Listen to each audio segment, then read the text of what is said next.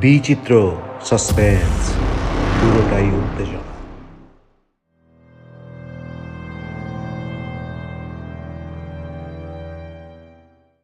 বিচিত্র স্টেশনের বিচিত্র সাসপেন্সে আমরা পরিবেশন করি বাংলা এবং বিশ্ব সাহিত্যের নানান রোমাঞ্চকর গল্প। আজ পরিবেশিত হচ্ছে বিখ্যাত আইরিশ নাট্যকার সাহিত্যিক জর্জ বার্নার্ড শয়ের গল্প the brand of coin. George Bernard শয়ের জন্ম 26শে জুলাই 1856 সালে এবং মৃত্যু 2 নভেম্বর 1950 সালে।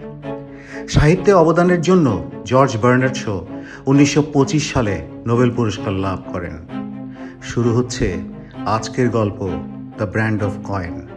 এরকম আরও অনেক গল্প শুনতে এবং বৈচিত্র্যময় অনুষ্ঠান দেখতে বিচিত্র স্টেশন চ্যানেল সাবস্ক্রাইব করবেন প্লিজ।